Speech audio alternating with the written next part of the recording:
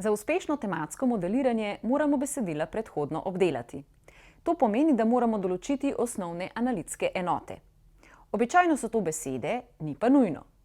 Splošen izraz za take analitske enote je pojavnica, v angleščini pa token. Poglejmo si, kako podatke pripravimo v programu Orange. Najprej naložimo podatke. Odprimo gradnik Datasets ter v iskalno vrstico vpišimo Parliament. Gradnik bo izpisal podatke, ki se ujemajo z iskalnim izrazom.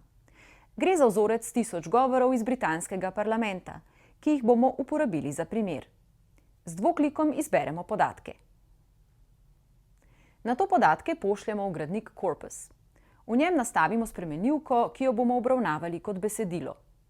V našem primeru je to spremenljivka Content, ki je že nastavljena pod Used Text Features.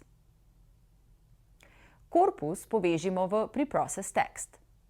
Preprocess Text je ključni gradnik za predobdelavo besedil. V njem določimo pojavnice, jih preoblikujemo in prečistimo. Gradnik Preprocess Text ima že prednastavljen cevovod postopkov. Na začetku se besedilo pretvori v male črke. V koraku Tokenization se nato določi, kaj so pojavnice oziroma tokens. Prednastavljeni regularni izraz oziroma regexp, kot je kriptično zapisano v gradniku, določi besede za pojavnice. Ob tem že odstrani ločila. Zadnji korak je filtriranje, ki odstrani neželjene pojavnice. Prednastavljeno filtriranje odstrani nekaj, kar se v angleščini imenuje stop words, v slovenščini pa blokirane besede. Gre za besede, ki so vse prisotne v jeziku in imajo pomembno slovnično funkcijo, vsebinsko pa so revne, na primer in, ter, ali, če. Prednastavljen cevovod je dobro izhodišče za delo z besedili. Vendar pa cevovod lahko še malce izboljšamo. Trenutno bosta besedi pomaranča ter pomaranče obravnavani ločeno, čeprav gre za isto stvar v različnem slovničnem številu. Tudi glagola iskal in iščem imata skupno osnovo. Preoblikovanje pojavnic v njihovo osnovno slovnično obliko imenujemo lematizacija.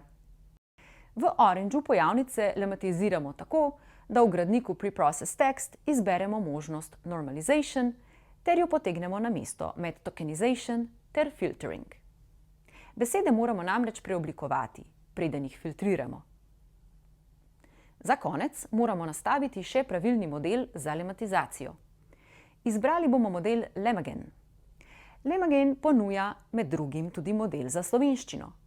Ker pa so naša besedila v angleščini, bomo obdržali to možnost. Odlično, sedaj smo pripravili pojavnice. Ne moremo pa še začeti s tematskim modeliranjem. Manjka nam namreč številski opis besedil. Tematsko modeliranje oziroma katerikoli postopek strojnega učenja temelji na številkah. Z besedili si računalnik žal ne more pomagati. Zato moramo mi besedila ustrezno številsko opisati. Eden od najpreprostejših postopkov številskega opisa besedil je, da preprosto preštejemo, kolikokrat se posamezna pojavnica pojavi v besedilu. Tak postopek imenujemo vreča besed oziroma v angleščini bag of words. Dodajmo gradnik bag of words za Preprocess Text. Izhodiščna nastavitev gradnika bag of words zgolj prešteje besede. Če se v dokumentu dvakrat pojavi pojavnica pomaranča, potem bo postopek dodal stolpec z imenom pomaranča ter za vrednost stolpca pri dokumentu pripisal 2. Postopek to stori za vse dokumente ter za vse pojavnice, ki smo jih določili v gradniku Preprocess Text. Vidite, kako pomembno je filtriranje. S tem namreč določimo, kateri stolpci se bodo pojavili v številskem opisu. Preprosto štetje je enostavno razumljivo in ga je možno tudi interpretirati v rezultatih. Žal pa jezik ni tako enostaven. Na primer, v parlamentarnih razpravah se bo pogosto pojavila beseda vlada, čeprav ta beseda ne opisuje dobro posameznih dokumentov. Je namreč preveč pogosta in za dani korpus preveč splošna. Dobro bi bilo, da bi bile vse prisotne besede manj pomembne kot take, ki so močno zastopane v manjšem številu dokumentov. Temu postopku rečemo transformacija TF-IDF oziroma frekvenca izraza obtežena z inverzno frekvenco dokumenta. V gradniku Bag of Words pod možnostjo Document Frequency izberemo IDF. S tem pojavnice obtežimo tako, da bodo vse prisotne besede manj pomembne od tistih, ki se pogosto pojavijo v le nekaj dokumentih.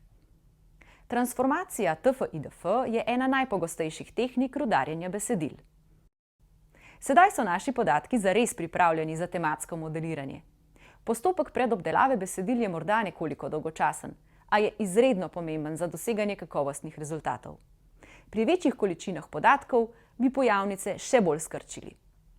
Pogosto se recimo odstrani pojavnice, ki se pojavijo v manj kot N dokumentov, pri čemer je N odvisen od velikosti korpusa.